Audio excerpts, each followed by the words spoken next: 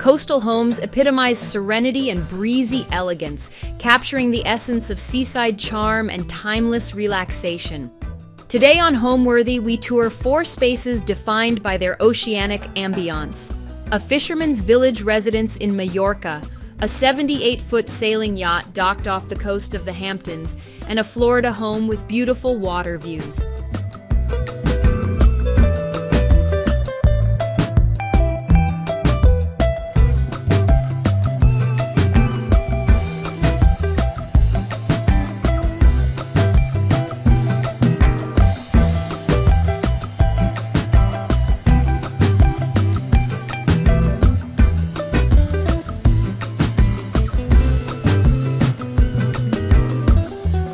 You're watching Homeworthy, where we believe every home has a story. Before today's episode, click the join button below to support all of the storytelling we do on this channel. Our growing community of members help to directly fund more videos so we can capture these extraordinary homes from around the world. So join today to receive early and exclusive access to new Homeworthy videos. You're watching Homeworthy, where we believe every home has a story. Hello, I'm Amanda. Hello. This is Liberty and Olive. Welcome to our home in Dea.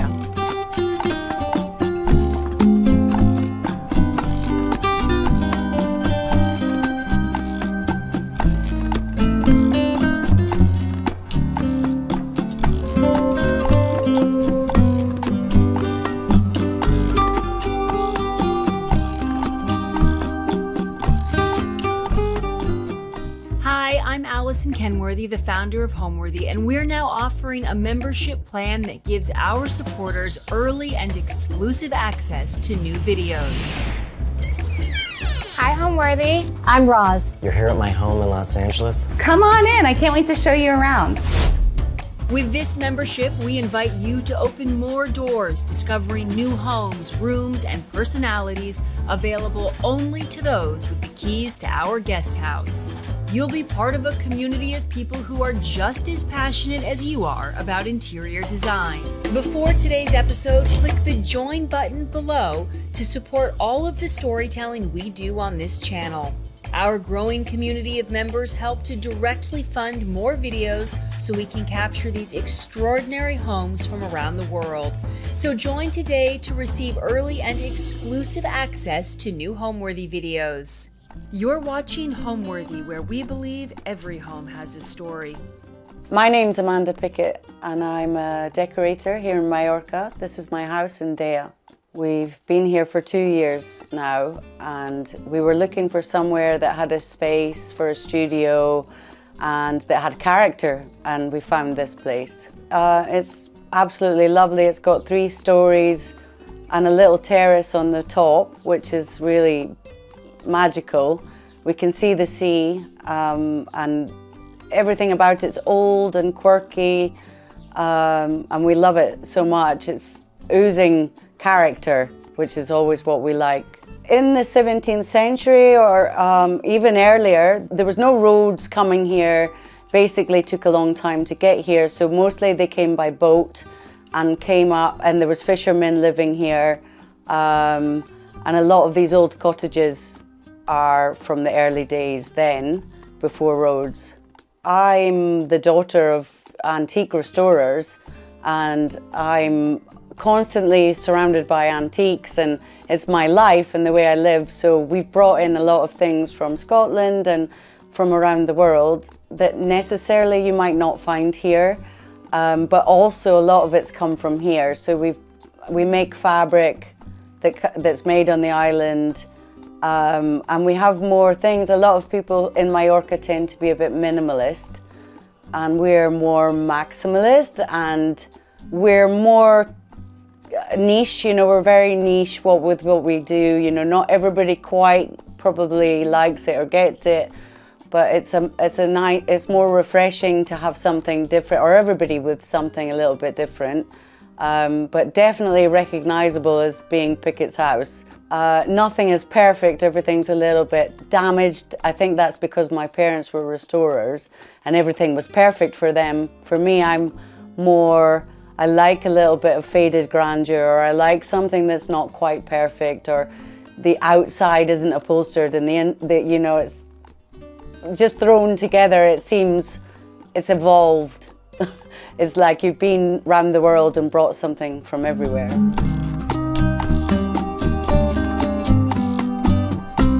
So this is the living room. This is basically where we chill out and sit around and watch movies and things like that. And it's full of quirky pieces. This is an old basket that we got from the market here in Mallorca, which happens every Sunday, which we love. And we have the day bed, which is French, and it's absolutely, you know, the best piece of furniture just for relaxing. Everybody fits on.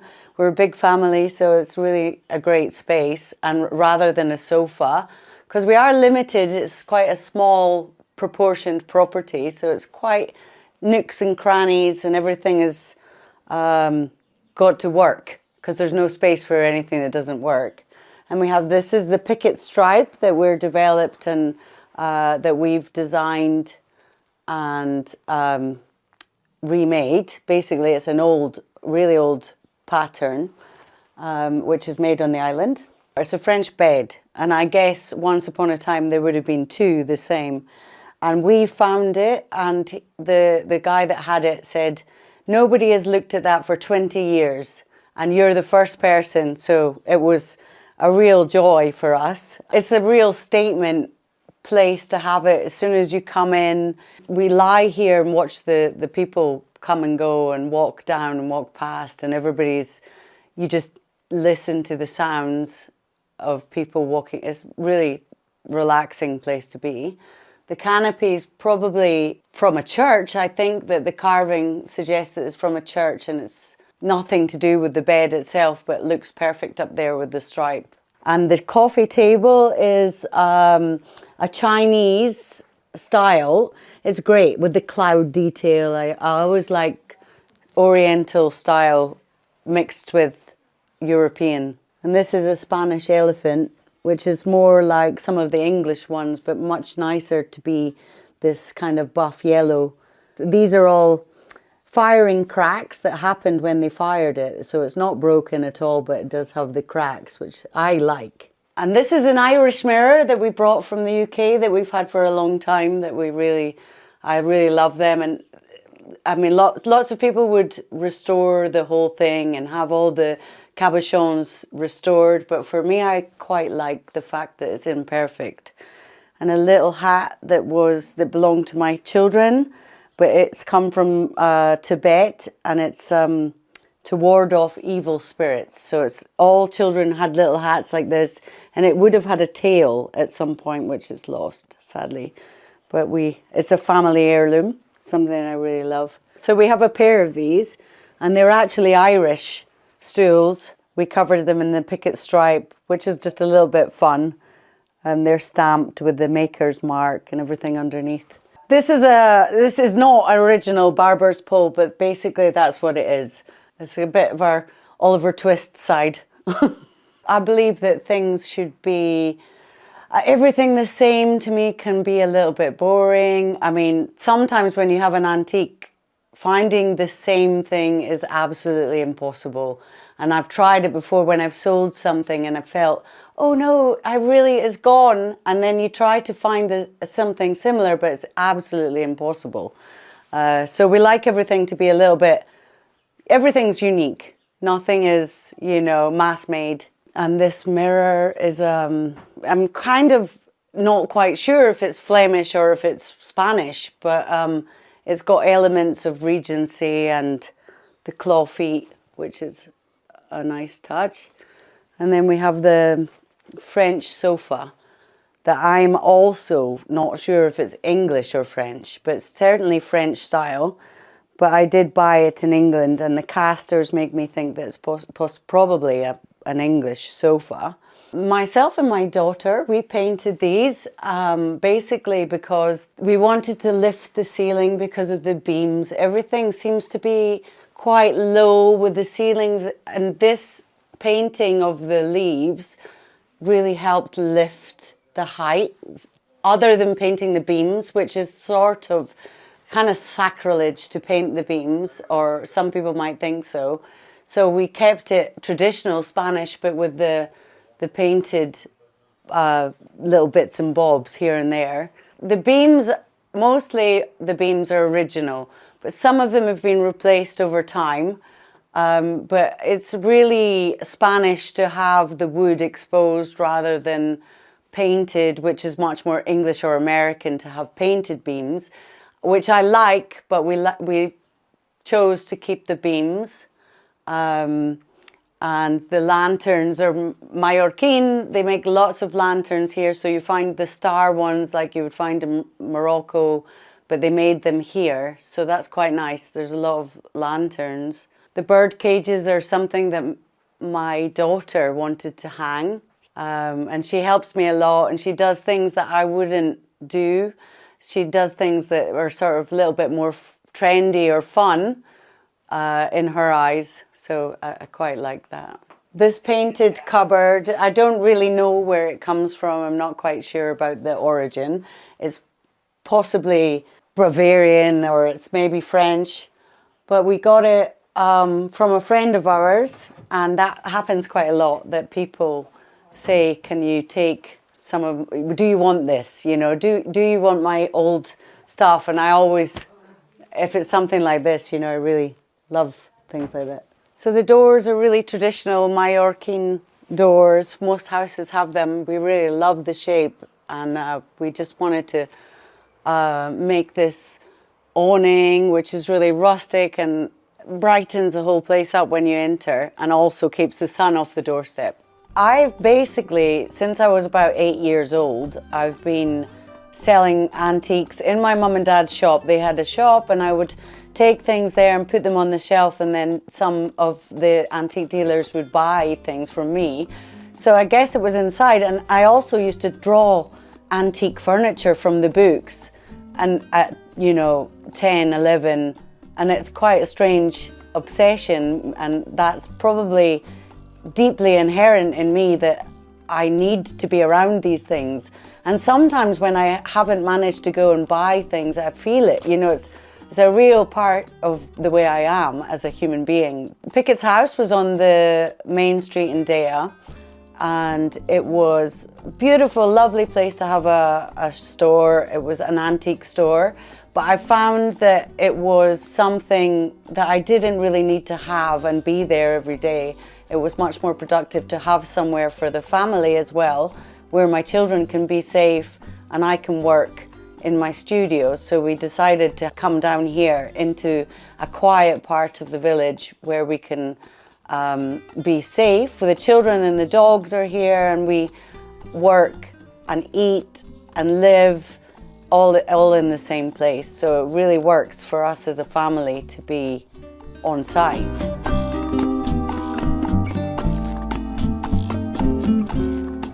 Follow me, and I'll take you through to the fire snug area. So this is really, really traditional Mallorquin to have this little area that everybody sits here in the winter and sits around the fire, and it's like, it's just the coziest place to be, but really intimate and really lovely. So this is, we have to watch our heads because it's very low. Everybody's got to be small. And then we did this scalloping with the leather just to take away, I mean, it's with the shells and everything, just to sort of keep it fisherman cottage, and this to hide the brown, because you don't want to paint all brown bits and bobs and wood. I've got a thing for these deity figures, these little guys that they're, you know, probably 15th century, you know, they're Ming and that sort of era. And I've just had a lot over the past, 20 years. And they're always something I find I get really attached to. They all have their little characters, and they were originally made by the family, and they're the ancestors of the family, and they would put their prayers in the back of them. And they have a little thing to put the prayers in the back. So I really love them. Some Chinese porcelain, which I love as well, and bits and bobs, things like this mammoth tooth, which is such a, to me, it's astounding. I don't even understand how that is actually a tooth, but that's a crazy thing.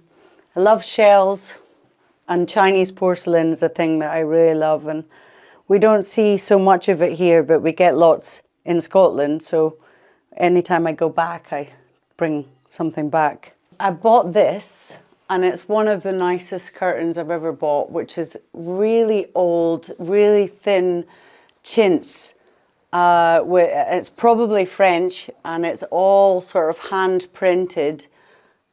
I couldn't actually believe my eyes when I bought this, because I thought that it was such a bargain, and I thought it must be modern, but I couldn't believe that it's actually not. And it's, you know, it's beautifully aged and it's in really good condition. And these are just simple stripe curtains that we just made just to fit the space. This, I believe, is English, although I bought it here, which is a really lovely piece of treen, as they call it. And it's a little stand or a miniature of a table. And they probably used to go around with these and say, this is how we can make a table. And then people would commission a table to be made like that. So I love that. The old boots that were a gift from my mum, she used to have them in her house.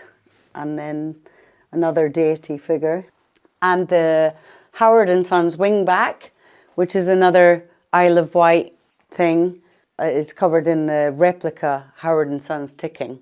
This is a Spanish lantern made from zinc.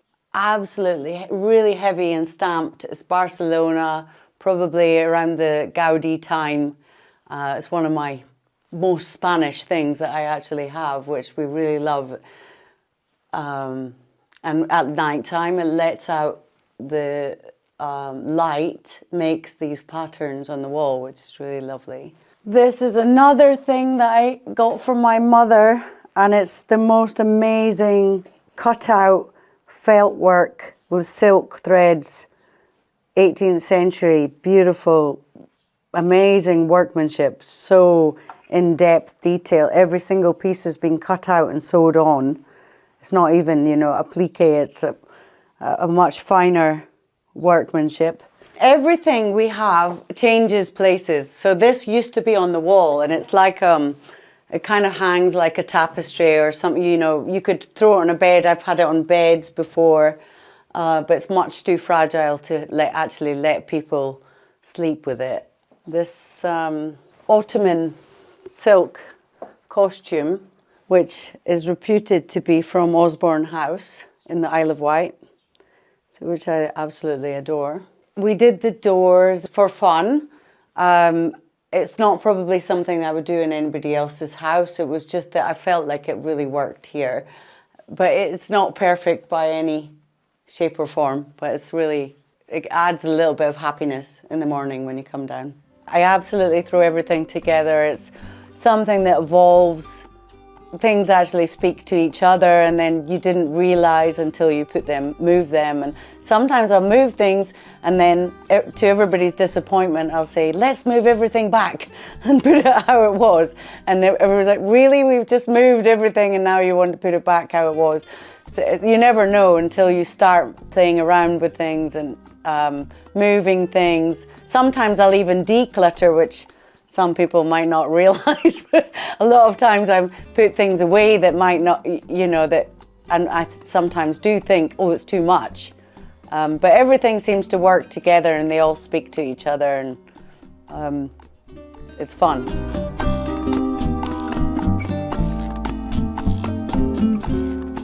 So, welcome to the Scottish room. We call it the Scottish room because of this bed, which we brought from Scotland, which was one of our first beds that we ever bought in Scotland, in St Andrews, in an auction.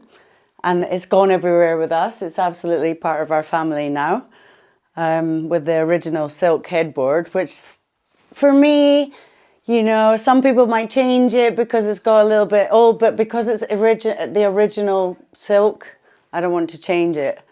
And these are batik cushions, which I used to have so many, but now it's just these two. I love batik, blue, indigo. This is a little meditation chair. it folds up and you can carry it around. I think that's the point, you know. So if you take the base and then it tucks into itself, so it's basically just a panel, and then they take it, carry it around and meditate. That's the idea, which it looks really great with books on it or anything. This is a very English Ottoman stool, which has a little bit of storage inside, which, I mean, they're so typical and traditional in the UK that I love them. They're so handy. And this is an oriental lacquered screen, which is vintage. It's a little bit more vintage than I usually go for, much more antique, but I do love this and the colours it brings into the room. And this is a Scottish hall chair, also an early purchase of mine. And scumbled, which is super traditional Scottish.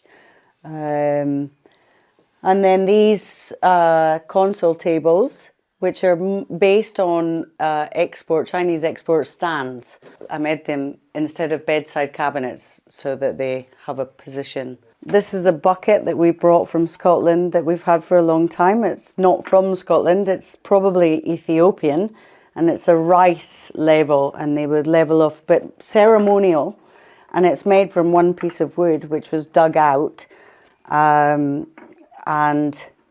somehow it would hang, and then they would scoop the rice and level it out. And the base is bronze and it's chased, which is a really, you know, must have been a very special bucket to have this detail. So this is a Balinese hat that we just used to, because some of the light switches and light positioning is maybe not where you would put it, but so we did that just to make a decorative touch. So they're original tiles that lots of places had them, really traditional, but we love them. So this house, every room is on a different level. Every level is a different room, you know, so basically nothing really is on the same level other than the living room and the fireplace area. Everything else is staggered. So now I'll show you upstairs to the next level.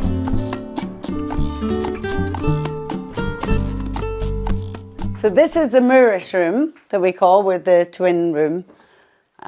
This is Mallorquin silk linen mix that a guy in Palma, his father, he had a business and he made it, and then the son took over and made fabric. This canopy came from a house in Dea, another house of a friend, and she thought it was for putting out the windows when there was fiestas. And I thought, no, it really is a bed canopy. And then we put it up and it just looks so fun. It's kind of floating, but I love the edges, and it sort of puts me in mind of Venice or something, you know, it's like a gondola or something. And then we have, this is probably why the reason the room, we call it the Moorish room, is because of this lady dressed up in the Moorish clothes. We have this old fabric that I really love that I made into these lampshades. They're another thing that's perfect but not perfect. So we have these twin beds. We made twin headboards out of the local fabric. A little bit of gingham again, which I really love, but it just makes me feel it's so provincial and homely.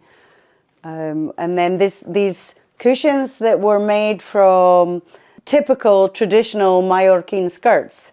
And this was the base of the skirt, and we made them into cushions because I just loved the fabric. But the skirt wasn't practical anymore. I made the lamps to sort of go with the style, and it's a little bit Regency style, and the lampshades I also made. We did this with the wardrobe to, for me, anything old wood now sort of can be a bit of a sucker of light, so we did this just to be a bit of fun, to hide it. This is one of my favourite things. This is a decoupage trunk, which is in the George II style. It's English, but just so faded and imperfect. I absolutely love this style of furniture. These chairs are from England, and they've been this one's been repainted, and the other one hasn't been repainted. But I just love the red, the splash of red. And this one's much more aged and more original. These floors again are original, and they have a board. You know, they're really something really special. It's been thought about. This room is crazy as well because it has a big bow in the room. So where the bed is, you can't notice it now, but with age, it's moved, and there is a shape to the floor. This is Gilbert. He's going to come upstairs to the studio. Come on then, Gilbert. Come on. Gilbert.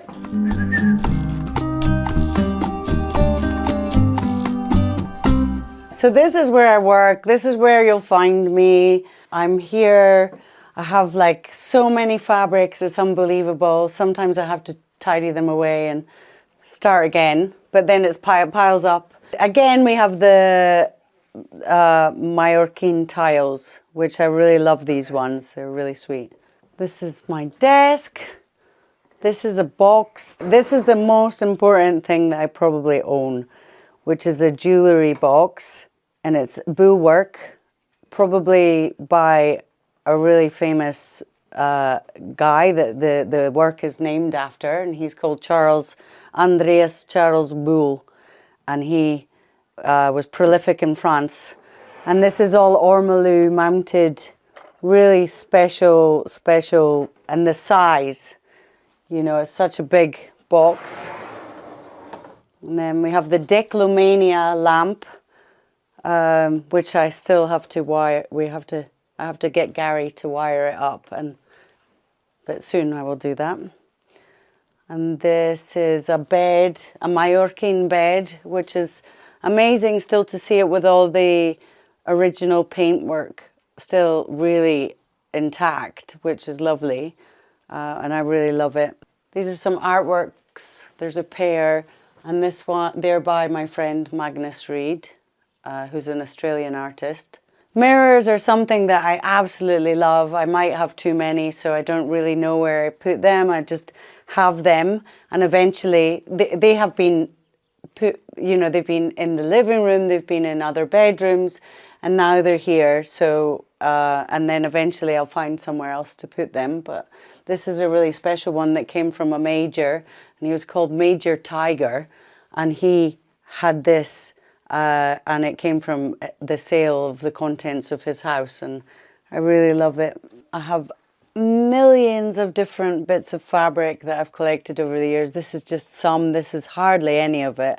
And we have bits of this Laura Ashley edging that I had a whole roll of it, but I've used it on projects, and I really love the Greek key. Some silks that are made on the island, some Benison fabrics left over from projects, some amazing Mallorquin fabrics that they used to make in Soyer in the 19th century. So we have this oriental screen, which is Chinese export, probably for the English market, although it has an African theme. But the lions are, every stitch is silk, and he is the man, and here's the female. And the two panels, sadly, the other two panels were so badly distressed that this was the only surviving pieces. But I love the character and everything about it. It's also been hung in many different rooms. And he's, because I'm a Leo, we're both, me and Gary, my husband, we're both Leos. So we're the lions. So that's why we've never sold it. I love it so much. And this is more silk that comes from the island, which is from Bahosa, and it's really thick, lovely silk. And then the stripe, which is Swedish stripe, and the yellow and blue I just love. It's a bit of fun. And this lantern has come from Morocco, as I mentioned before. This is basically where me and Gary sleep when we're here. And it's mostly for chilling out, or if we've gone out and friends come and stay here, they'll stay here. And we have this, which is a big canopy, which is totally made from indigo linen. Lots of people think, oh, I'd love to use that fabric and cut it up, but I could never do that. It's very reminiscent of Japanese, although it's Mallorquin.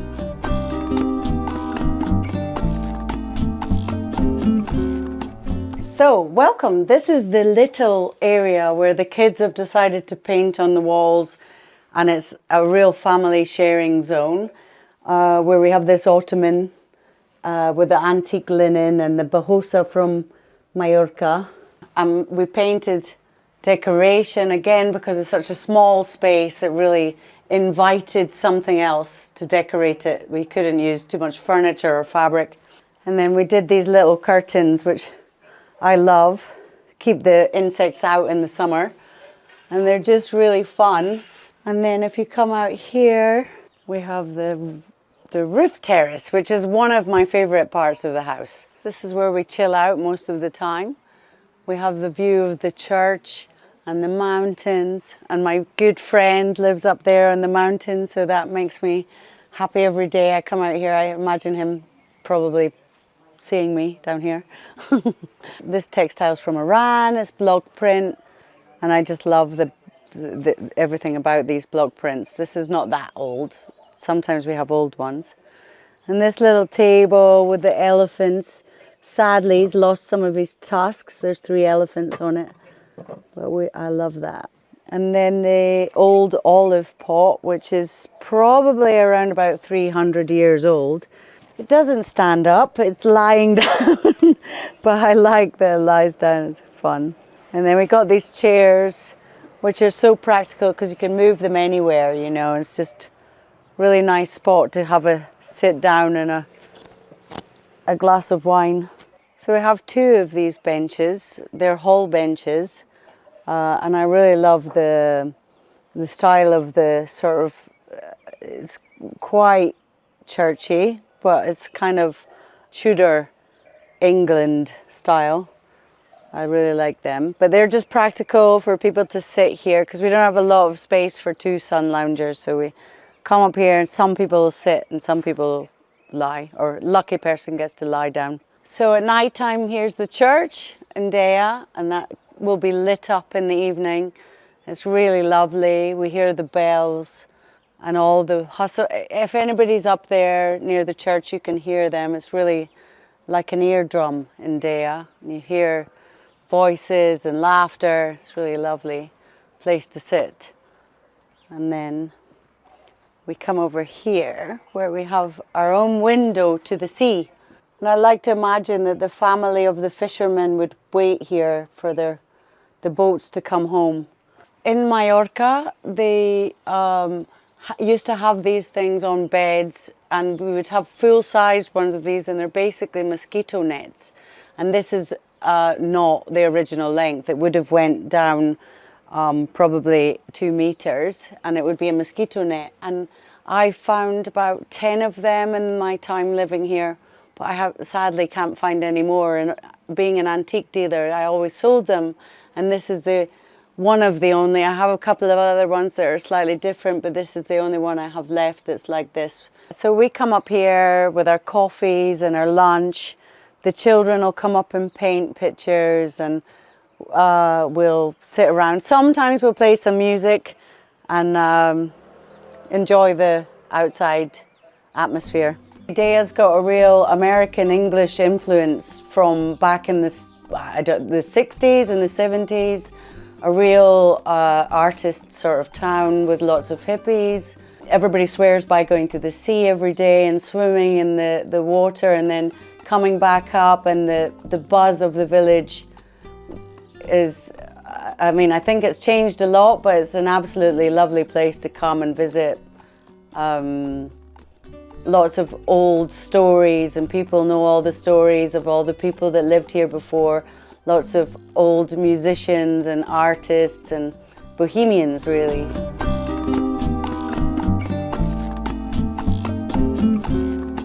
I'm going to show you our kitchen from outside. This is how we come in. This is where our washing machine and everything is in here, which is super handy not to have it in the kitchen.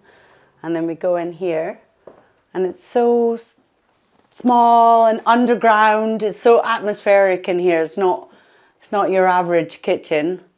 And we have these kind of ornaments and these paintings by Magnus Reed again. I absolutely love them. This old clock that somebody had thrown away. This is our friend, and I've moved it up here because everybody used to walk into the fist. And so I put it up high. It's definitely not a kitchen thing, but I love it. It's probably came from a church and it's an angel, but for me it's much more sculptural and really well carved, so I really like it. So these are chairs that I brought from the UK. They're old friends, as we say, but I really love them.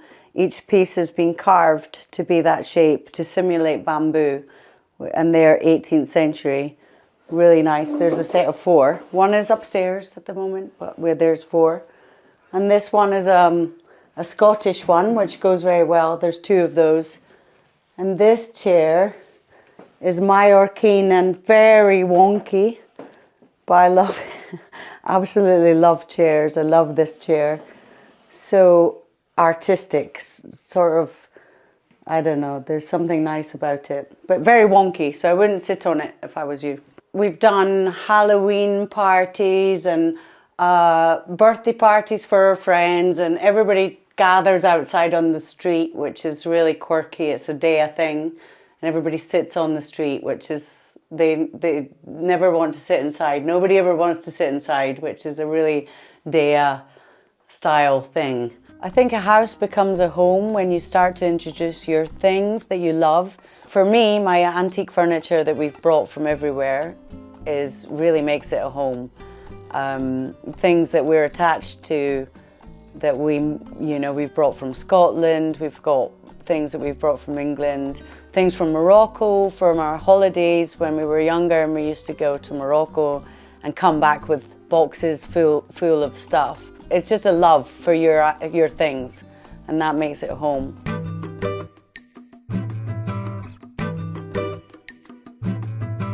Hi, Homeworthy. I am Captain Shannon Carlton, and I live aboard the 1928 yacht Kelpie, and welcome aboard.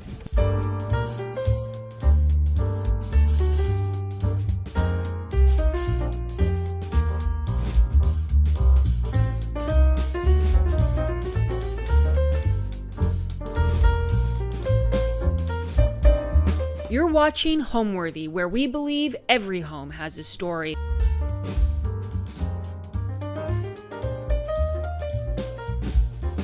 We are moored in Sag Harbor Bay, and to get to and from Kelpie this morning, we have our private launch Siren just moored right over there, which we retrieve with our smaller tender right behind you. So a bit of a production to get out here, but alas, here we are.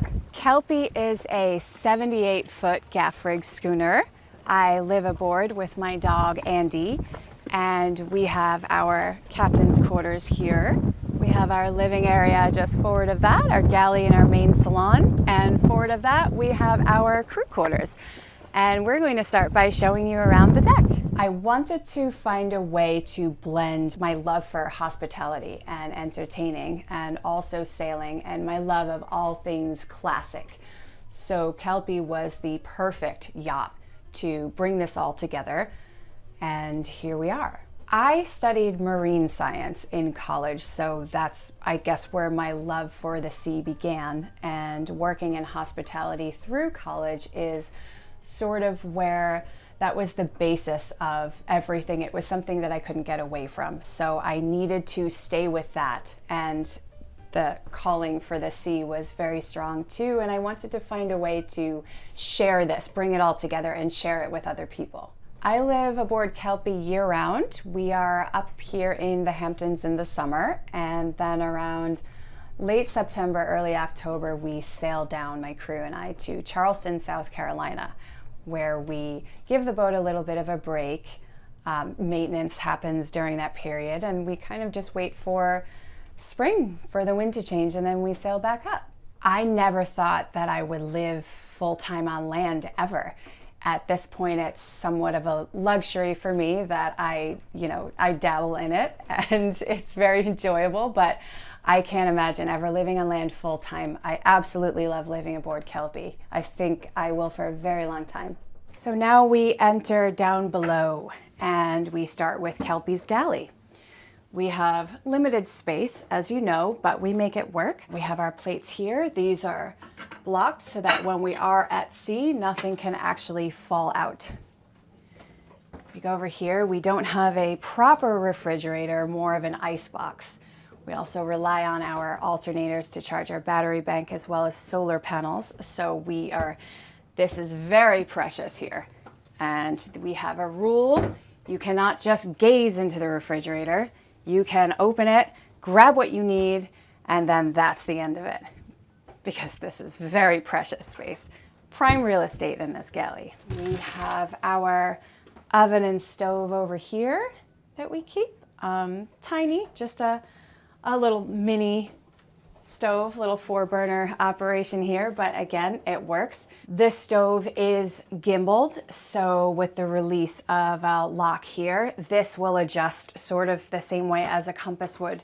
So if Kelpie is heeled all the way over, it will, if you're standing here, look like the stove is tilting all the way over, but it is actually staying level. This makes you a very clever chef, having a galley this tiny and not much refrigerator space. So you learn to use only 1 or 2 pans max, also being conscious of water, so you don't want to create a ton of dishes. So now I will take you back into the captain's quarters. It's a bit of a small space again, but I do appreciate the height, and the natural light is amazing. I like waking up with the sun, so I almost never close these curtains. I've got my little portholes here. Not the best ventilation in the world from these guys here. You just kind of open them and do that. But these butterfly hatches, they create a really nice breeze that comes right in. Very hot aboard here on a rainy day in the summer because you need to close everything, and no one wants to be aboard when it's like that. So what I love about Kelpie, especially being offshore, sometimes the boat can be heeled over so much that you are clinging to the mattress to stay in it, where you sleep sideways and kind of just wedge your feet wherever you can, usually holding on to my dog to make sure she doesn't fall. I am a little bit seasick prone, however, not so much with Kelpie. I don't think I've ever been seasick aboard this boat, to be honest with you. I'm not sure if it's the full keel, how they built them in the 1920s, or I've also read that wooden boats have a tendency to be much less harsh at sea, a little bit the way a Cadillac would ride with better shock absorbers. I do feel the difference between that and a fiberglass boat. So now we have my little dressing area station here. Fun fact, this all comes out, and this is my engine compartment. So when I do need to do engine maintenance, this mirror comes off, this comes off, the floorboards come up.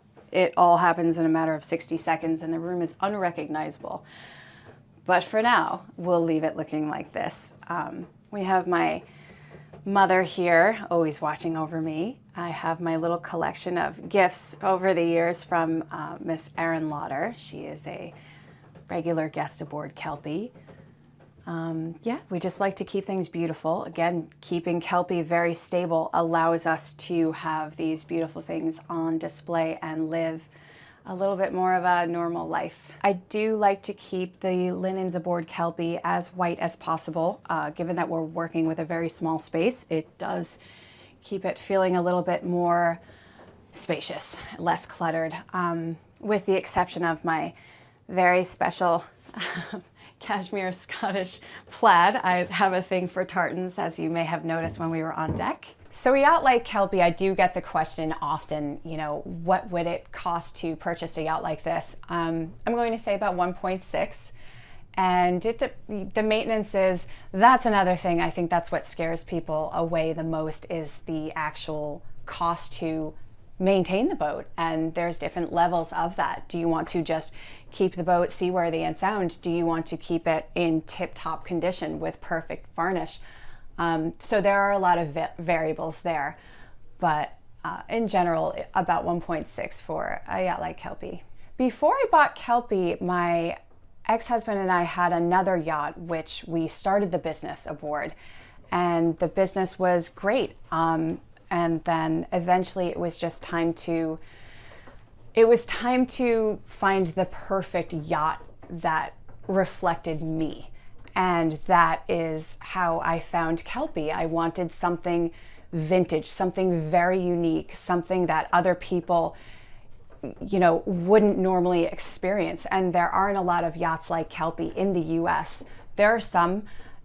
It's the Mediterranean where they have that more of that culture where they there's a lot of racing schooners and just gentlemen's racing yachts, and I knew I wanted something like that, so that's why I went to Spain to find her. I flew over there. I fell in love with this boat the second I saw her masts from far away, and I knew I was not leaving Spain without her.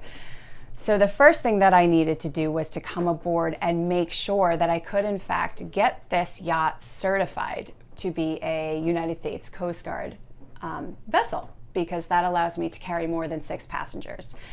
And she's got the deck space for it, but there's, because of the Jones Act, any vessel built outside of the United States after 1920 cannot be certified to carry more than 6. So the first thing I needed to do was to make sure that Kelpie could in fact pass all of these hurdles. And once I determined that she could, that was the end of it. Then I said, okay, well now I have to learn how to sail this yacht. So I spent 2 months sailing around the Mediterranean with her former crew. And now we are going to come into the main living space, which we call the main salon. Some folks will call it a saloon. It's your preference. What I love most about this room is it's got a very masculine feel to it with the dark paneled bulkheads, we'll call them walls. I love it, very highly polished. It's American black walnut. They did that when they restored Kelpie in 2014 because they wanted to honor her American heritage. That in contrast with the very white bulkheads, they call that a Herreshoff interior. So what we do is we like to show off the wood as much as possible. We like to keep fingers off of it and keep it looking beautiful, protected at the same time. So we do have our little vintage finds everywhere. This space is very small, so every inch needs to have a purpose. So this was originally a bookshelf when I purchased Kelpie, and it's now basically a pantry. Well laid out, I think. So all of that is utilized on our charters. There's a blend of some crystal pieces from my mother with some other things that we've just found in antique shops along the way. I'm very proud of my 1928 coffee set. Absolutely love when people are on charter in the morning and for brunch and we get to use that. That's probably one of my favorite things in the world. We have our Prince of Kelpie in her regatta days in the Mediterranean, as well as over on this side. This is a favorite print too. This is Kelpie with all of her other yachts. Kelpie's half the size as they are. They have her in the foreground just to kind of so she wouldn't be lost in the photo, but that is her regatta scene. That is what Kelpie was doing when I came along and purchased her. We have our little crew bar here, the little navigation station here. We have all of our logs, passenger log, maintenance log, fuel log, all of that. This is very much used because I have horrible eyesight. I think it may be because I live by candlelight, but alas. And we have our vintage US Navy clock. Fun fact about Kelpie is she was commissioned in 1928, and when the gentleman couldn't afford to finish her or take on the maintenance, she went into service with Corsairs Navy. So she patrolled the coast of Maine for the entire war, and it was said that she never missed a day of work, and she was a favorite for hunting German U-boats. Schooners are very fast. She's wood, so she doesn't show up on radar. Kelpie was named Kelpie in 1928. She was an American-built schooner, so I was a little bit surprised that they went with a Scottish name for her.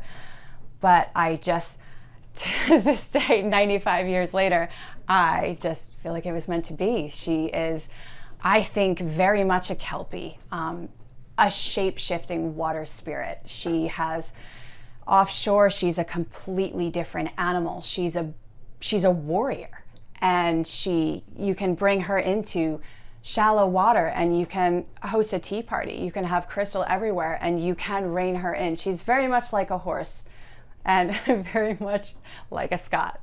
Now, if we come up to one of the crew quarters, we do not have crew living aboard, although we have in the past. This is mostly for when we are at sea, and it takes usually about 5 of us. We've done it with 4. We could do it with 3. 6 is the magic number to move Kelpie from point A to point B. It's usually about a 6 or 7 day sail to Charleston, South Carolina, if that gives you a little bit of a gauge. And we are planning to take her to St. Bart's in the next year or 2. So every bit of space, again, utilized. This luggage is not just Decor, it is my travel luggage for when I go to Scotland, but it's also full of my off-season clothing. And then we have the portside cabin here. Excuse me, Andy. This is usually the changing area for our guests on charter. They can change into their swimsuits in here. But again, just very great lighting, very spacious, very simple, and we love it. Kelpie is beautiful as she sits right here. But when I first laid eyes on her, she was showroom perfect. She was something, if you could reach into a painting and pull it out, that was Kelpie when I found her. I was a little bit worried. I didn't know if we could do, the volume of charters that we do and still maintain her, but we did manage to do it. So the trick there was to just say, okay, how can we make this layout work? How can we make seating? We want to be hospitality oriented. How can we make it so that guests can sit together and they can dine, and we can still give white glove service and provide fine dining on this racing schooner? But she was just as beautiful, if not more so. We just kind of put a different spin on it. I say we, I have Andy, and I just put a little bit of a twist on it, and she provided the perfect platform. It just took somebody to see what she was capable of. Our charter season is from May through the end of September, and we work every single day. Sometimes 2 or 3 charters a day. They're all private. Then in the fall, we just prepare to sail south. Living aboard Kelpie, that is a very unique experience in itself. I don't have a generator. I maybe could make space for one, but I just have this desire to keep to the 1920s. I have candles everywhere. All of our evenings here are just candlelight, even when there's guests on board. It's a very, very romantic environment. And I think the biggest hurdle, though, is maybe space. I don't have a lot of space on board, and this is my full-time home. So I have to be very strategic with what I bring aboard. You can't have more than 10 pairs of shoes, for example, and 3 of those are sea boots. So that's a little bit challenging. I do love to be dressed up all the time. So again, I just need to be very clever with how I make that work. Water is a little bit of a challenge. Again, no generator, no water, which means no water maker. So the way we fill Kelpie is we have our private launch siren. We have a 300-gallon bladder in there, and my crew will take that to the marina, fill it up, bring it out to Kelpie, hook a battery to it that has been charged by the sun, and that's how we fill water into Kelpie. So life aboard is a little bit tricky, to say the least, but it's worth it. Every bit of it is worth it. It's heaven. And if we walk up here, I can show you we like to do everything ourselves. We've made Kelpie's lifelines. all the splicing ourselves. Her little sail ties here, which are maybe starting to need to be replaced.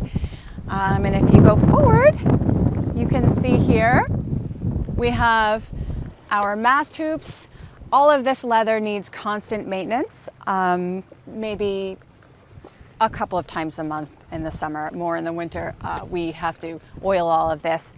In the off season, we take it off, we sand it, see if it's reusable. We do have a very good supply of leather to constantly restitch. You can see that our blocks also have the same stitching. It's not for decor, it is to protect the wood. The varnish can only do so much, and these are very important components, and we need to protect them as much as we can. I love the disconnect from land life. You know, I can go a week without getting off of the boat, and thankfully my crew helps me out with walking Andy. But, you know, there's a little bit of a culture shock when you do go ashore, let's say on a Saturday afternoon, and it just seems like mayhem. And coming back out, the second I board the launch to come back out to Kelpie, you pass the breakwall and it's just this immediate sense of peace. And it's heaven out here. It's an entirely different world. We have our butterfly hatches that we actually use as tables. So when we have a group dining here, we have the place settings all set up along here, and that is how we entertain our guests. We have our collection of Scottish wool blankets from Edinburgh, and today we're using them just to anchor these chairs down because the wind is approaching 20 knots, typical for this time of year as September approaches. I love that Kelpie, to me, she has a soul and I can feel it. And that's validated by everybody who comes across my decks. I hear it constantly from guests saying this boat has a feel to it.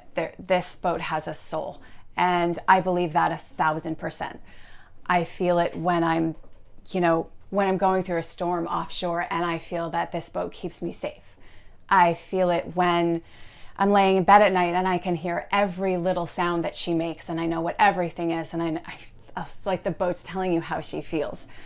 I feel like this boat has a very mothering, nurturing way about her, as well as a bit of a baby that I am here to protect. I am her steward as well. Home is where my dog is, obviously, but Kelpie feels like home no matter where we are. It's home at sea in 15-foot waves. It's home in Charleston. One day it's going to be home in St. Bart's. But I think home in general is where Kelpie has everything that she needs and I have everything. I have my team. I have the most amazing crew.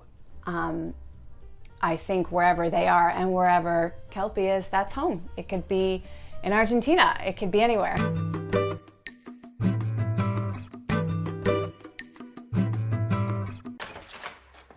Hi, Homeworthy. I'm Annie. Welcome to my home in Gulf Breeze, Florida. Let me show you around.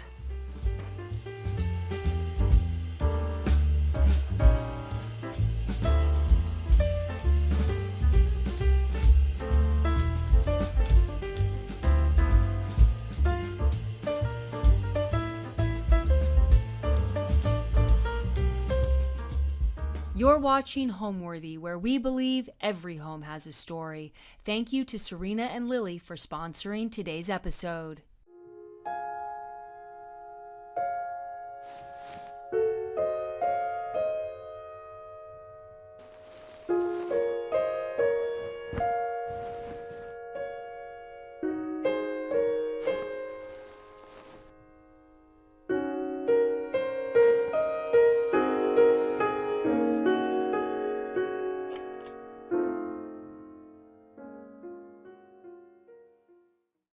I'm Annie Malone, and I'm a lifestyle blogger at Home of Malone's. We're in Gulf Breeze, Florida right now, just outside of Pensacola. And my husband and I built our home about 3 years ago, and it is on the Bay of Pensacola, looking over from Gulf Breeze into Pensacola. And we bought this lot almost 8 years ago actually to date. and there was another house on it, and we tore it down about 5 years ago and then started the process of planning our house and then building. And like I said, we just moved in just over 3 years ago.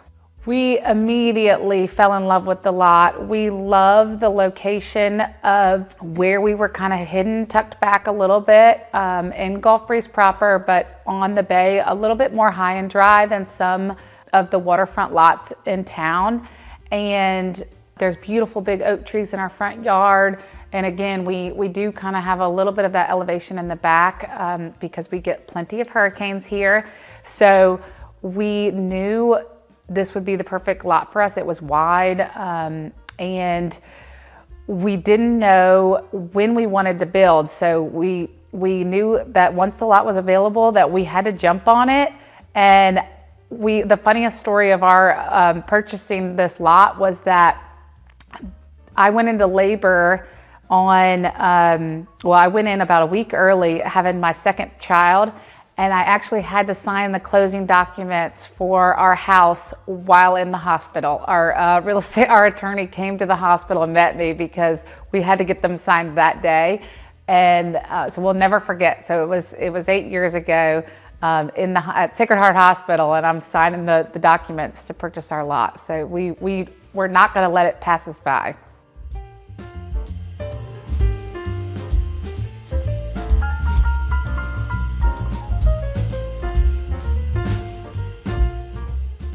Welcome into our entryway. Come on in.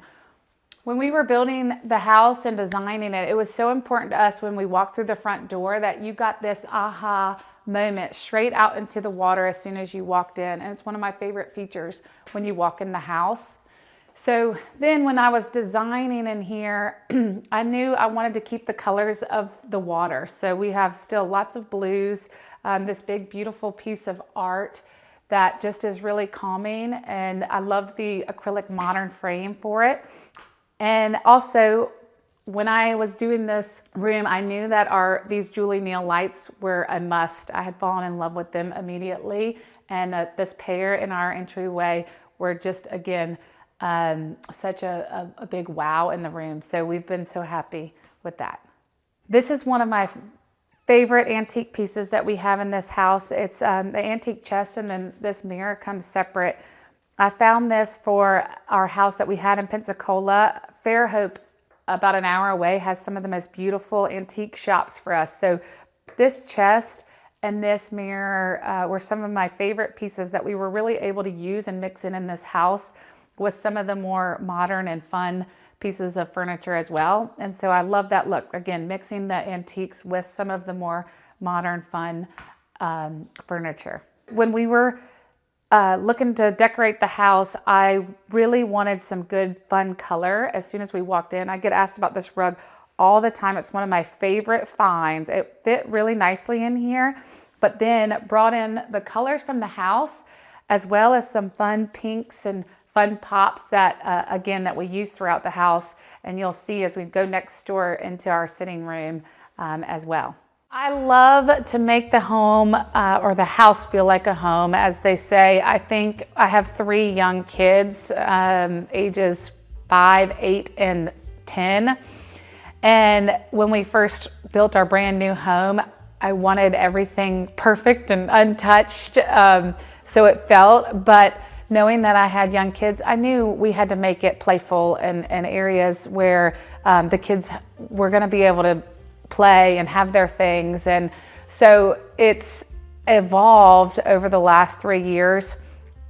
But for me, I think just, again, just that light bright brings me joy every day. And then making sure that it's a place that everybody feels comfortable. We entertain a ton, my husband and I. We love to have people over for dinner and entertain for football games and outdoors during the summer, pools and boating. So again, it's something I like to keep nice and pretty, but also comfortable for everybody to feel welcome. You know, I think my style definitely has become like a coastal chic style, being that we're on the water now. But I have a lot of family in New Orleans, and I've always kind of had a love for some of the antiques, like the old mixed with the new. This house is definitely white and bright, with kind of your cooler colors, the light blues, the light greens, and a little bit of pink. I love my little splash of pink in it. But I think overall the feel is going to be pretty light and bright. And as we see the house, definitely you'll see a strong sense of blues throughout, which is my favorite color.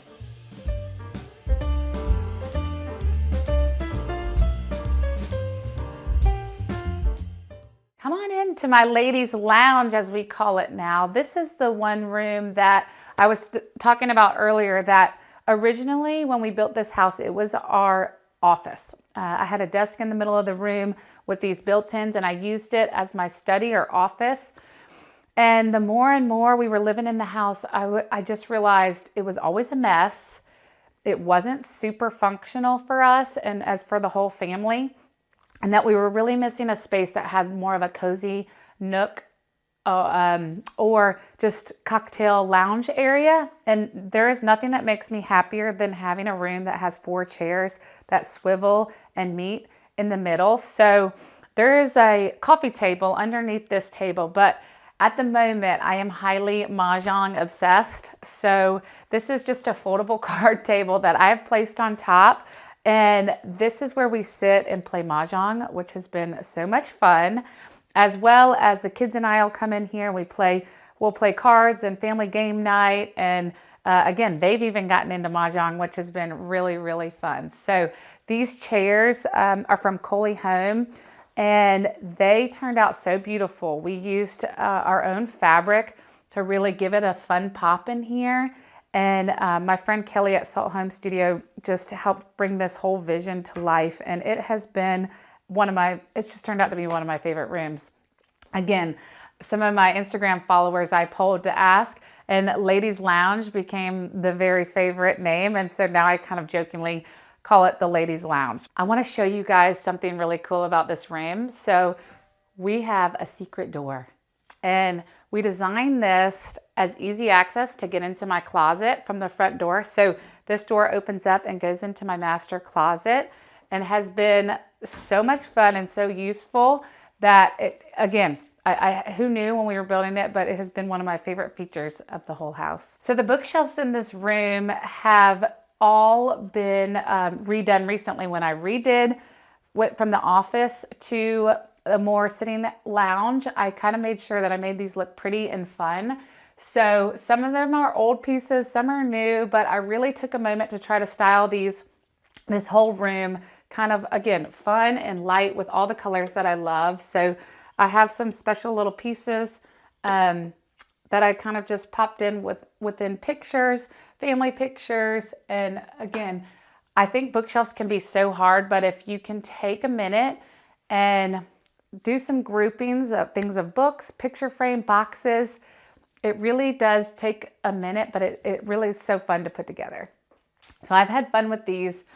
This is one of my favorite features. This has moved all around our house, but it's just a coffee table book holder with that acrylic stand. And I always get compliments on it, and I think it just makes a nice, clean feature throughout the house. These books are some of my favorite to decorate with. These Asselines, they've got all different cities all over, and you'll find them in all different little pockets of my house. I absolutely love them. So again, just different shapes, different sizes. I've just played around with these shelves, but there's little trinkets all throughout that I really love and have collected over the last few years. All right, now if you want to follow me into our family room, I'd love to show you there.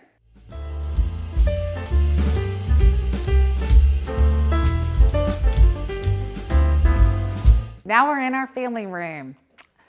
One of my favorite features of this house, again, is just that, or in this room, is that we've got all the bright lights coming from outside. The natural light is so beautiful with the look out into the pool, into the water. It's just serene. But this is the main area that our family hangs out in. The kids always have their games out here, arts and crafts. It's where the whole family congregates, where we watch TV the most. And I wanted it to feel clean and beautiful, but also comfortable for everybody to be in here. And I think we've mastered that pretty well. It's very open into our kitchen and dining room. I did brave white or light couches. They are a performance fabric that I've been able to clean, but with kids, you never know. So I've loved these Lee couches very, very much in the house, and we're 3 years in, we've done okay. And one of the things I laugh about is my husband did have one request. I got to pretty much pick and choose everything that we wanted in this house. And one of his big requests is that he wanted some type of recliner in his home. So I couldn't just have your everyday recliner in here, but we took to our own fabric and used a company called I think it's American Leather Company, the American Leather Company. And we were able to use our own fabric, and they had these pretty chairs that still work as recliners, but look good in the house. And he was happy and I was happy, and I felt like that was a win-win. So any of you that have the same challenges in your house, there are ways to do it that look nice. We've been really happy with these chairs. Our coffee table, again, gets a lot of love here. This is where the kids still pull out all their artwork and all their crayons and things. So trying to decorate the coffee table, it's always a work in progress. You can see these same pretty coffee table books. I love to keep a candle here for charm, and these blue candlesticks have been some of my favorite finds. People always ask me where I get those. You can now get them on Amazon. And right now I have this beautiful bowl filled with flowers. These pieces kind of come and go and move, and I'm always changing, but right now I love the feel of the coffee table. It gives space for everybody to be and play, and not too dainty that it's gonna get knocked over by kids and cause a mess. So same over here in our bookshelves. It's kind of try to use the same rule of thumb for styling. I mix some picture frames and ginger jars and raffia and neutral colors with books and small pieces. So things that I've collected over the years and just played with. We keep these cabinets closed, which is always nice because this is where we hide all the kids' stuff. So when I say that there's arts and crafts around, we've got arts and crafts so they can grab. On the other side, we have all of our games for the kids. So again, they like to be downstairs. They like to be with us. So we try to keep it friendly for them as well. Books, TVs. I always feel like people like to look in and see where the messy things are. My daughter's tea set's still down here. We use a lot of the raffia. These are some of my favorite little statues that we've had up here, and it gives me my pop of pink. Lastly, in this room, I have to point out these beautiful lamps. My decorator, Lacey Phillips, she helped in the whole house, and she does an incredible job, but she found these lamps. And again, the second I saw them, I said, those have to be in our house. The blues are so pretty in it. It's such a beautiful pop in our room. So we have a set here in the family room, and they are absolutely one of my favorite pieces that pop out in this room. So now if you want to come take a look into my kitchen, come along.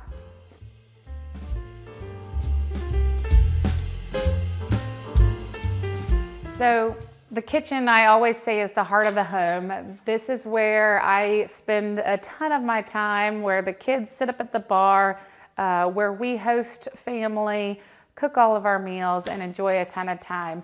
I think one of my favorite things in the house that we did in the kitchen, and I think it's totally okay, is using things like mixing metals. So we have the golds up here, but then the polished nickel in the pot holder or in our sink. I think it's a beautiful mix of both tones, and you're okay that not everything has to all be the same metal. You can even see in our ovens, we've kind of mixed the silver and the gold knobs, which I think is such a fun and different look that I don't see that much. And again, if you're considering and contemplating, I think a nice mix is perfectly acceptable in a kitchen. I love to cook, and I'm in here a lot. So a nice dinner with the whole family sitting down is one of my favorite things in the world. So we do a lot of Italian and some Cajun mixed in. My family's all from New Orleans, so we love like crawfish etouffee and jambalaya and gumbo. I do a lot of chicken, like pan-seared chicken dishes with whether it's a marsala sauce or a chicken parmesan. We do a lot of that type of food in our kitchen. In fact, tonight we're making the seafood pasta. That's one of my mom's famous dishes. We are very lucky to have a place called Joe Patty's. That's like the ultimate seafood market of all of the country, in my opinion. But we get really, really good seafood. So we're doing a lot of fish, a lot of crab meat, and we do crab cakes a lot. That's one of my very favorites. So I share a lot of recipes on my blog, so you can find some there. But my kids, during the summer, my husband and my kids are out on our dock, and honestly, they catch fresh fish and we will cook it that night, or we'll fry it up in the summertime. So we really do, I joke sometimes, just the freshness of some of our meals is pretty amazing. So it was important to me that we had a very big island that we could sit, all the kids or all the family or the kids and their friends up at our island. So these are such fun chairs that kind of give that fun beachy vibe. We started out with just 4 of them on this counter, and within a few weeks of living in the house, I said, I need one more. If it's one more, we've got to have 5 up here. I have 3 kids, and we've always got extra kids here at the house. So I love having all these bar stools for the kids to come play. They eat up here. They put their placemats up here and have and play Play-Doh. Again, when mom's in the kitchen cooking, guess where the kids want to be? They want to be right here next to me. So it really is fun to have this big island that they can all sit at and eat at and play. Spring and summer just bring me so much joy because being out on the water is my favorite part about being in this house. But again, it's also being able to entertain and welcome our friends and family here at the house. We do holidays and random Saturdays. We love to have people over to share in our home and enjoy with our family. All right, now I'll show you into the dining room. This dining room opens up again to the water and to all the views. When we were designing this house, we went back and forth whether we were going to have a formal dining room that would have had to been in the front of the house without any views and a little bit more closed off and formal. But when we were looking at the plans, we said, where do you think we're going to want to sit? We're going to want to sit where we can see the views. So our dining room, it's kind of a formal but yet very inviting space that we sit at day and night. We have our breakfast here, our lunch, dinner, and we love, again, to entertain. So it's not uncommon for us to have this table set for 8 people and have a fun dinner party right here. And this is, again, where we do all of our entertaining and eating, both casual and fancy. So it's been one of my favorite rooms. These chairs were such a nice find.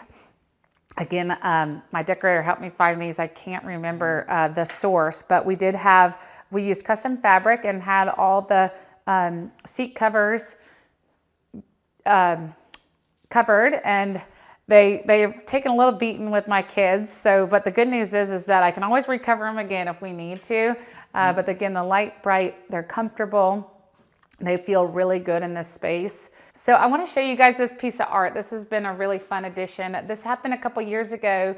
I had a photographer come, she's from Birmingham, and she came and took underwater pictures of my kids in our pool. And so this is them.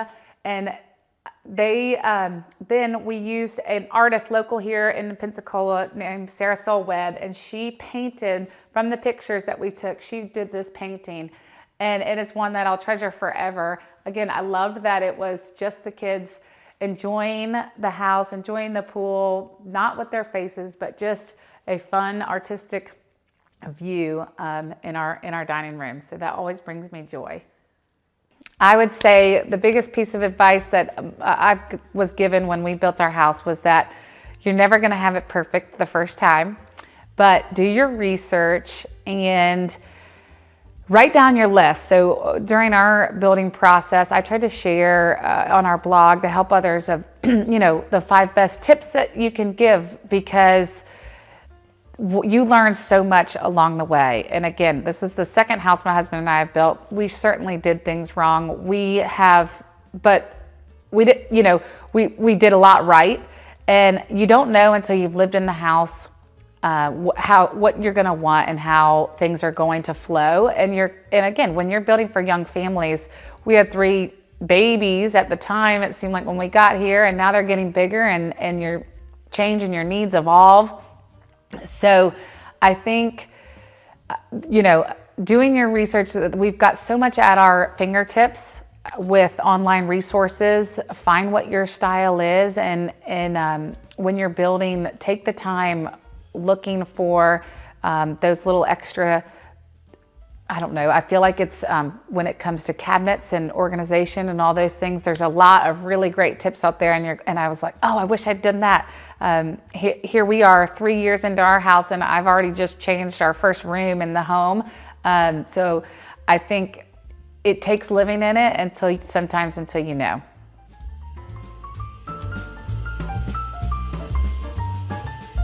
All right, well, I talked about entertaining. Now I've got to take you into my bar. I want to show you this little space that we've really loved having, a little small nook that welcomes guests for making cocktails, having wine, whatever we need. So my favorite Estelle glasses are all displayed here on our glass shelves, and then we keep in all the cabinets is our liquor and wine glasses, and we keep our ice maker in here. And one of our favorites is a refrigerator drawer. If you don't have these are so much fun to keep in the house. So refrigerator drawers in here. We even keep our second dishwasher for when we have extra cups. There is a dishwasher built in. We kind of packed it all into this tiny little space, but again, it's got such good pop. These tiles that I picked out just bring in, again, the gold from the kitchen and add so much charm, and makes for a really happy, fun space when we're entertaining. Speaking of entertaining, let me show you into our entertaining closet where I keep all the goods for when we entertain.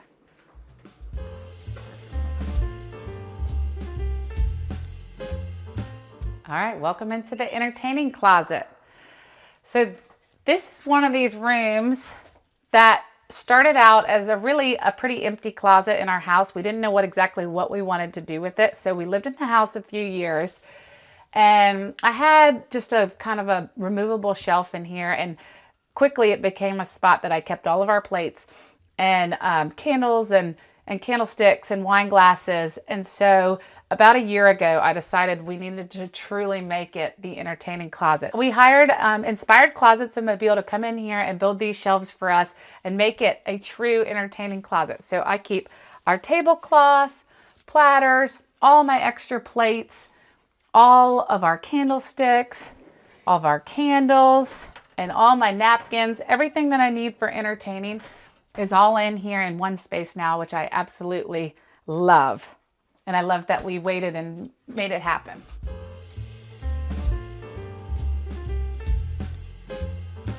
All right, if you guys want to head into my primary bedroom next, I'd love to show you around.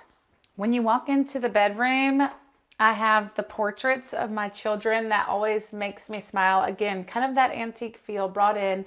I know this is a little bit still something older school, but they make me so happy. I'm still waiting on my third is being done now, but Leon Lord out of Montgomery does these, and they're beautiful. They come and make the process so easy. The kids sit for pictures, and then you ship the pictures off, and they do the paintings for you, and they're absolutely beautiful. So those are just a treasure in my home that I hope my kids treasure when they get older.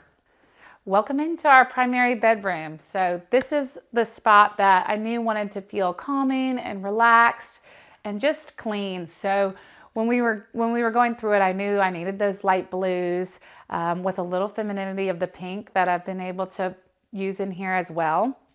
So it started again, Leontine Linens and out of New Orleans has just always been one of my favorite linen companies. So I started with just the clean look of our bedspreads. And then my decorator found this gorgeous rug when she was in Atlanta that, again, brought in that blue, has the light pinks, just gave me all the feels that I wanted. And the rest of the room kind of came together. So we had these chests from our old house. Again, the antique chest. We have an amazing furniture store here called Duh that is local to us that has some really beautiful pieces. The lamps. we needed something big. We have 12-foot ceilings in this house, so we needed really some big pop and some height in the house. So we found these big, beautiful lamps that I absolutely love. And again, the headboard giving some more height in here. One day I would love to wallpaper this room because I really think it could use some fun design on the walls. I've found the wallpaper that I love, but we'll see if that comes to fruition. So again, it's just a peaceful place. The curtains are really fun. We've got these gorgeous views that we can use, but they're also electric. If I can recommend anything, that's one of my favorite things. So it's set up to say, Alexa, close my curtains.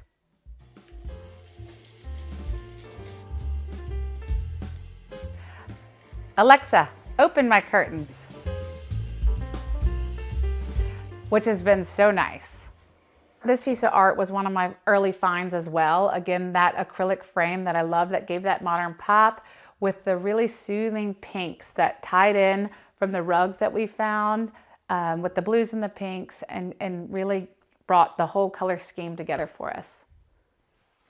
And over here, this is where we watch TV. So if you guys have seen, this is the Samsung frame TV that we love. We have it in our family room and in here, but it looks like a piece of art, which is the ideal. And you can change out the art. Right now we've got a wintry piece. We need to update to spring, and you can change out. These are white frames, but it's all magnetic. So you can have wood. There's all different kinds of frames you can choose from, but it sits real close against the wall and gives that picture frame look, which I love.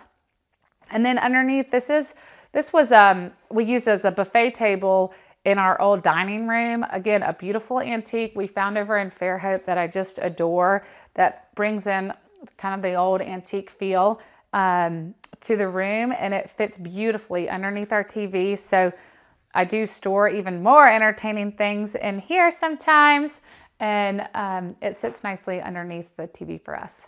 You know, I think everything from taking a trip with my family. We love to travel, and we love going anywhere from the mountains to the beach. But I would say the Caribbean is our favorite place in the whole world. And so being down in the Bahamas and seeing the coastal decor down there has been so inspiring to me. Amanda Lynn-Roth has done some incredible spaces and homes down there, and I always feel so inspired by looking at her things. Anything down in Harbor Island, I mean, they have got such a beautiful sense of style. So I take a lot there, but again, also from people I follow on social media, on Instagram, the whole grand millennial style has become so popular, and those beautiful pale blues and pale greens again, any kind of raffia, wicker, I've fallen in love with it. So right now I'd say that's my my favorite style.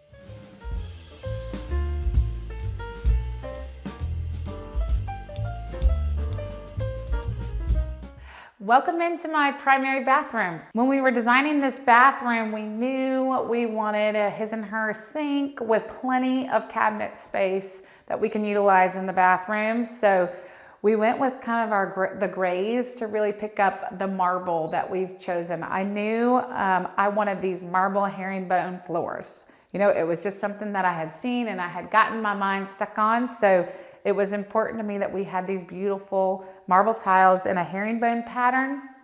And then the shower and the rest of the room kind of took shape from there. We went with a nice pale gray cabinet with this fun antique mirrored look to just give it a little character in here.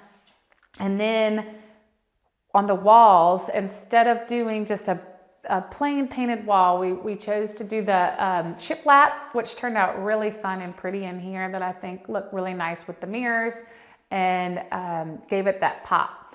So over in our tub, we had this big wall. My husband wanted to make sure that we had a big walk-in shower. It was his sort of vision to have a walk-through shower all the way through. So we knew we were gonna have this big wall that I wanted to, either one, I had to find a piece of art for, or two, we ended up being able to find this gorgeous sort of artistic tile that we framed out of marble to make it look like it was a neat piece of art. So above my tub, we have this really pretty tile work that I love the way that it turned out. And I love a bath. So this tub is one of my favorite places. The hardest thing to do is try to hide from my girls because they always want to either jump in with me or steal it. So it's such a relaxing spot for us to be. I found this piece of art recently that I just thought sort of gave the whole pop to the room. It's kind of a nice muted gray, but these women in here brought all the good colors and just sort of makes me smile every time I walk into the room. And I love this framed art for this space. Throughout the room, you'll see we use Breezy towels. They make the best towels with the most beautiful monograms throughout. One of my favorite features of the towels is very simple, but they add this little extra piece of lining that makes it easy to hook and hang your towels dry. So again, so silly, so simple, but really such a nice feature throughout the room. And as well as the towels, they also make these nice bath mats that match the towels and kind of give it all a very cohesive look. So when we're at the sink, we have a nice cozy spot to stand and enjoy. Another piece in this bathroom that I absolutely love is our lighting up here. I picked out this beautiful sconce when we were in the planning stages, and I knew that it gave like the beautiful feminine look to really put the whole room together. So I can't tell you enough about if you're considering doing a beautiful piece of lighting fixture, go for it. It's one of the most like wow things you can do in a room, and one of the things that were so important to me throughout the entire house.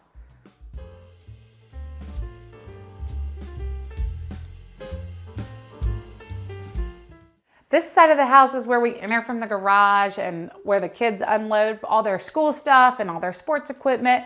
So we built this set of lockers here for all the kids. So each kid has their own locker, their own shoe drawers, and then we have sort of a little landing space that they can plug in their electronics.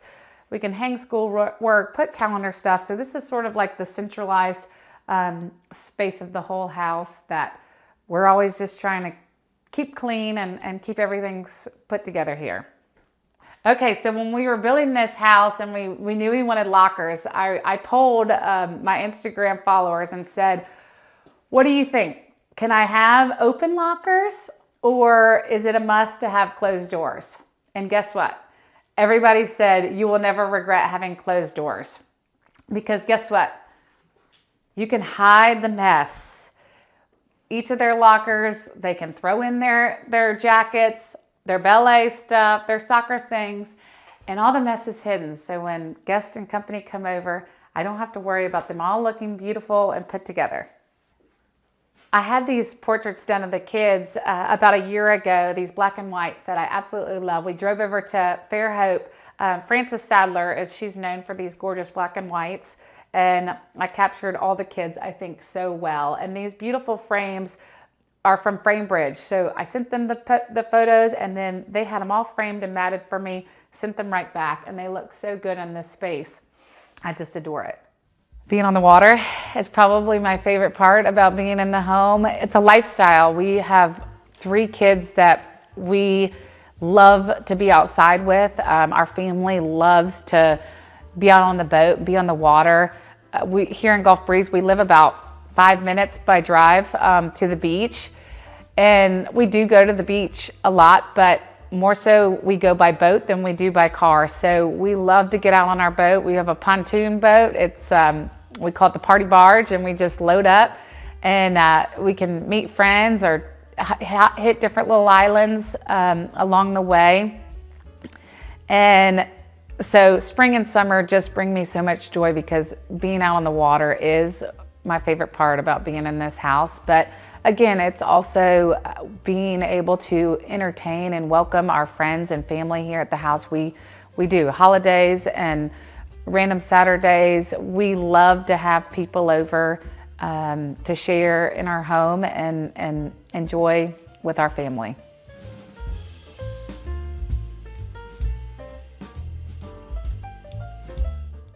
Welcome to our outdoor space.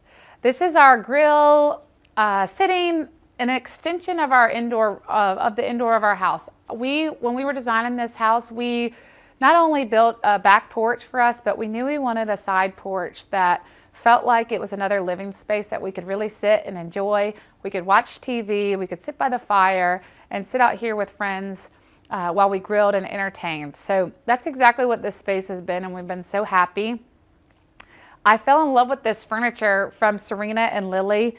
It's all slip covered, so it's an outdoor furniture, but everything comes off and I can throw it in the washer and bleach it, and it has turned out like looking brand new. So we've had this for over 3 years. They do get dirty in the winter, but again, it all goes into the washer and can come out looking brand new, and it feels amazing. So same with our rug. This rug, Serena and Lily, an outdoor rug. I've used a pressure washer, and even when it's been muddy and yucky, the pressure washer, it turned out almost brand new. It looks great.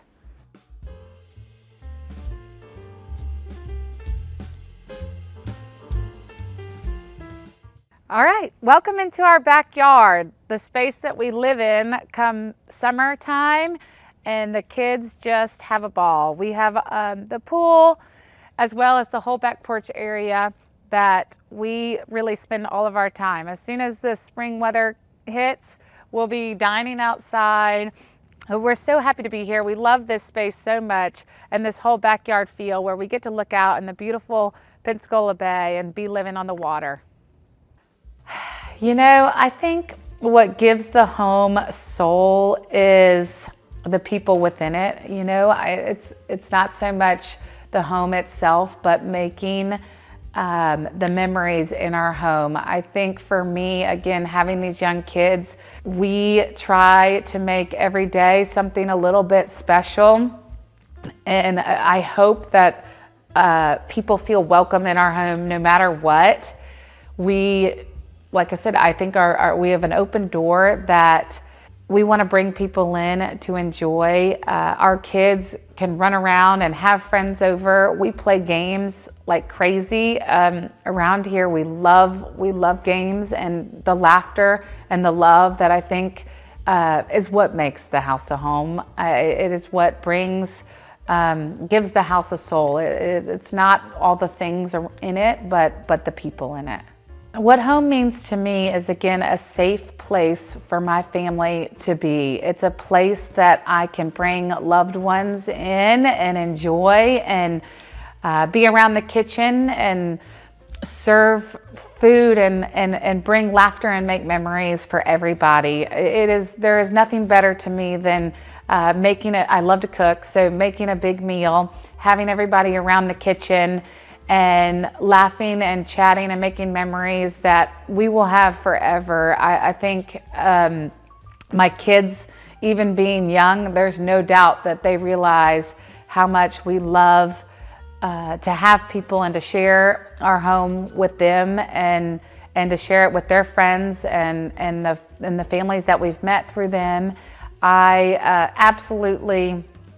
It brings me so much joy to have that in our home, I'd say. Thanks for watching. Go to homeworthy.com for exclusive content and shopping guides.